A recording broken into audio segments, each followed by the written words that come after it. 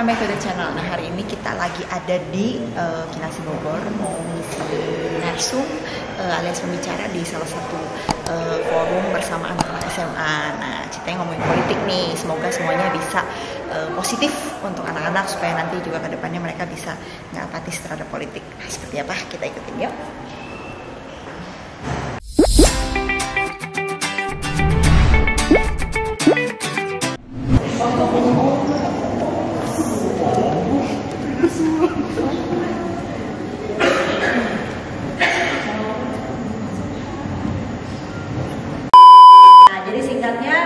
Semenjak SMA itu kalau Katina dulu mungkin di kalian kan ada ekstrakurikuler ya, ada apa namanya pelajaran tambahan dan lain-lain, boleh milih kan seninya apa. Nah kalau Katina itu dulu sukanya debating class alias suka debat. Nah jadi dari situ kayaknya rasa-rasanya passionnya di bidang hukum dan juga di bidang politik gitu kan. Terus dari situ akhirnya ngambillah S1 komputer, S2 hukum, tapi gak nyangka bahwa bisa nyemplung ke dunia politik di usia yang masih muda. Nah, tapi untuk zaman sekarang itu udah gak asik lagi, atau misalnya untuk adik-adik semuanya nih gak boleh takut bahwa anak muda kayaknya belum waktunya deh. Gak ada namanya ngomong belum waktunya deh. Karena sekarang dunia ini didominasi dan juga bisa makin berkembang, bisa makin maju karena anak-anak mudanya. Setuju nggak? Nah, kita lihat ya kalau sekarang ini ya, kalau di dunia bisnis saja. Kalian tahu unicorn sekarang yang besar-besar? Apa aja coba? Gojek, Tokopedia, Bukalapak, Shopee, tukang belanja online nih. Ya, nah itu foundernya, co-foundernya, terus juga inisiatornya itu anak-anak muda semua. Rata-rata milenial, benar nggak? Nah, itu di dunia di dunia bisnis. Contoh misalnya harga telur naik atau turun, itu politik bukan? Politik. Terus kita dari dalam kandungan nih, ibu kita mau melahirkan, itu ada yang namanya BPJS, ada yang namanya kartu sehat dan lain-lain sehingga melahirkannya bisa gratis. Itu politik atau bukan? Politik. Terus misalnya pada saat melakukan transaksi nih, pergi ke warung beli coklat harganya 5.000, harganya 10.000, ada harganya bisa yang mahal, bisa yang murah, itu politik atau bukan? Tawar-menawar itu politik atau bukan? Politik. Jadi sebetulnya kehidupan kita ini sebetulnya dipengaruhi atau enggak sih dengan politik? Sangat dipengaruhi. Makanya adik-adik semua kita harus peduli nggak terhadap politik kita? Harus nggak? Wajib nggak? Oke, sepakat ya. Jadi memang semua ke aspek kehidupan kita ini ada politiknya, ada aspek politisnya. Makanya mau tidak mau kita harus paham, setidaknya tidak apatis dan tidak kadang-kadang kalau ada anak muda tuh yang aku nggak ikut-ikutan aku nggak peduli gitu. Karena memang terkadang namanya politik itu ada image yang negatif yang dibuat oleh oknum-oknum tertentu. Contoh misalnya apa? Korupsi. Nah itu kan salah satunya, dimana kalau ngomongin politik pasti ngomonginnya korupsi. Nah itu dia. Caranya gimana untuk bisa kita mengubah gitu, supaya ya nggak ada korupsi lagi gitu, bahasanya seperti itu. Bisa nggak sebetulnya kira-kira? Bisa nggak? Bisa. Caranya gimana?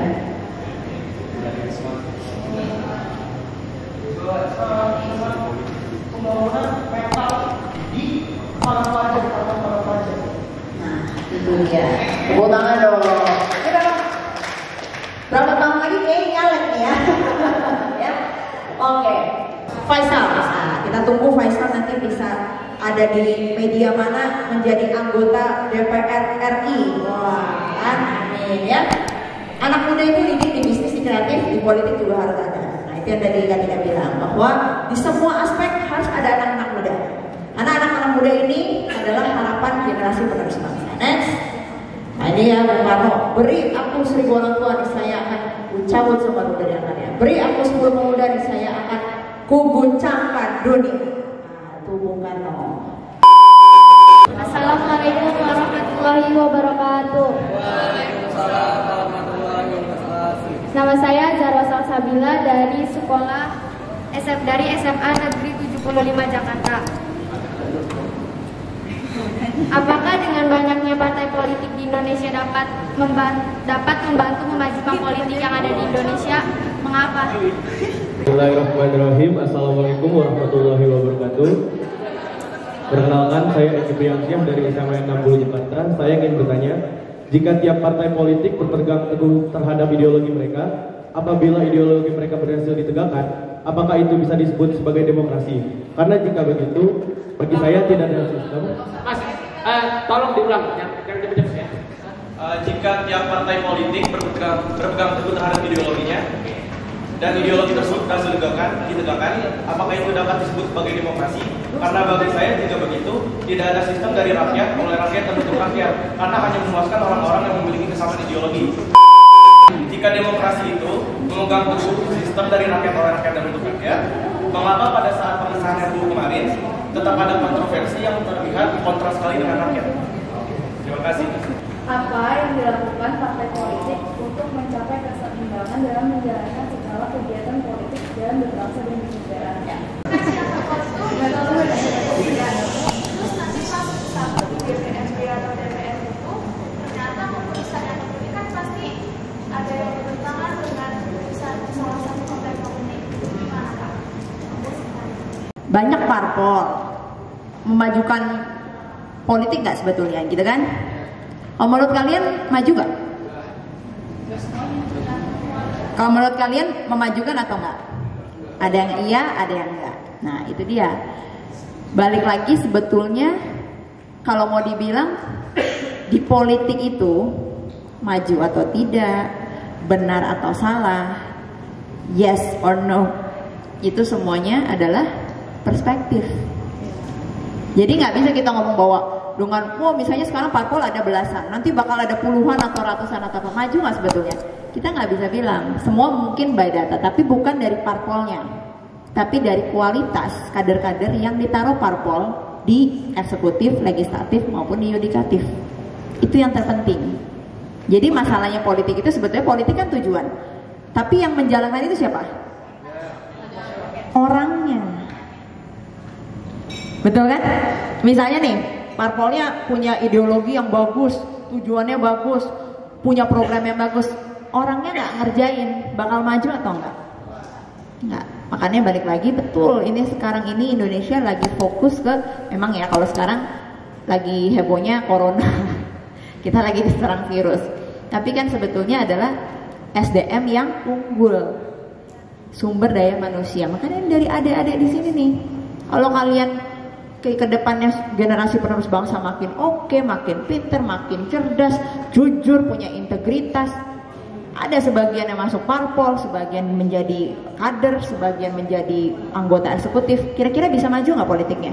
Bisa. Tapi back again, selalu politik is about perspektif. Hitam putih, baik buruk, maju enggak, benar salah, itu perspektif. Yang benar bisa jadi salah nggak? Bisa. Yang salah bisa jadi benar, terkadang bisa. Tapi yakinlah untuk adik-adik semua yang ada di sini, kalau kita stick kepada kebenaran, mudah-mudahan kedepannya kita bisa berkah hidupnya, ya. Next untuk Eki. Nah, ini kan intinya ideologi ditegakkan. Apakah demokrasi itu betul jalan atau enggak? Tadi nyambung juga nih sebenarnya dari oleh untuk rakyat. Nah, tapi kenapa masih ada RUU yang kontroversial? Nah, ini ideologi sama demokrasi. Ideologi itu kan sebetulnya satu pegangan. Jadi kalau ideologi dan demokrasi itu dua hal yang berbeda sebetulnya. Ideologi itu pegangan kita.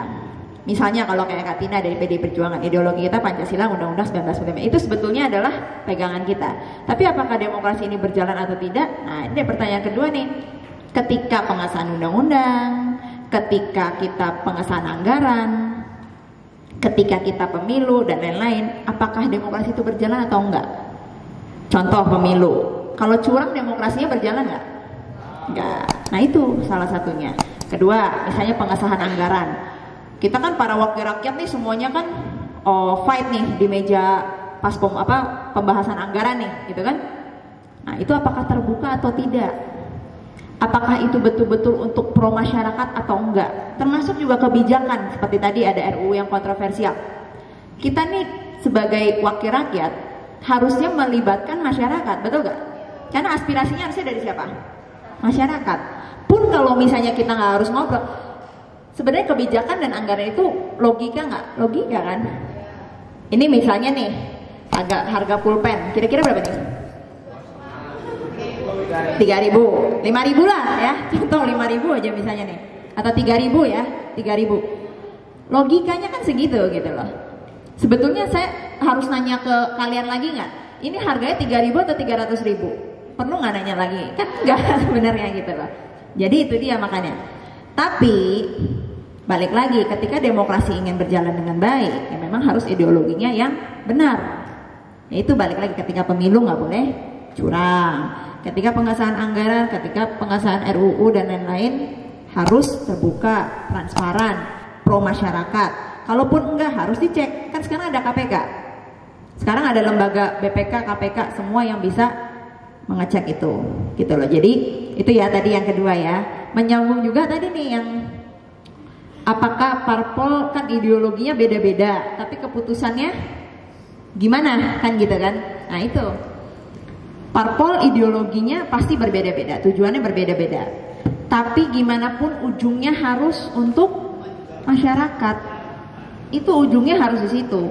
Satu awalnya adalah Pancasila, Bhinneka Tunggal Ika, Undang-Undang 1945, itu orang dasar negaranya Indonesia, kok benar nggak? Nah itu harus di situ dulu dipahami dasarnya. Tujuan akhirnya adalah masyarakat. Tapi terkadang parpol kan punya warna sendiri, punya ini ideologinya, padahal tujuannya harus sama. Yang penting adalah tujuannya ke masyarakat, bukan untuk kepentingan pribadi atau hanya segolongan orang. Nah, yang tadi dia parpol ini kalau keputusannya gimana sih? Nah, ini gambarannya nih ya, biar ada tahu. Ini Katina sharing aja. Contoh, kita lagi pembahasan anggaran ini misalnya pulpen aja gitu ya. Ini perdebatannya juga nggak simpel gitu loh. Karena kadang-kadang misalnya ini saya partai mana, ini partai mana, semua melekat punya ideologi masing-masing, punya tujuan masing-masing. Ada yang setuju bahwa ini harusnya ada yang setuju ini, ada yang menolak bahwa ini ada. Juga bisa nanti ke depannya kalian menjadi orang-orang sukses. Kita ketemu lagi nanti di forum-forum berikutnya. Ada yang udah jadi kader partai mungkin, ada yang jadi anggota dewan, ada yang jadi pengusaha, ada yang jadi di kreatif, di mana. Pokoknya kejarlah mimpi kalian sampai kalian dapat, tapi tetap terus berjuang. Jangan pernah putus asa. Itu aja dari Katina. Terima kasih. Oke guys, kita udah selesai dan berjalan lancar. Semoga juga bermanfaat dan bisa aku juga seneng sih kalau kayak gini tuh banyak diskusi sama anak-anak SMA, sama anak-anak kampus gitu. Jadi dapat masukan juga dari mereka. Apa intinya ke depan supaya generasi kita terus bisa cemerlang, generasi yang berjuang. Thank you for watching. Jangan lupa subscribe, like, komen, ditonton dan diikutin terus di akun YouTube. Thank you. Kita jalan pulang dulu. Besok rapat lagi. Dadah.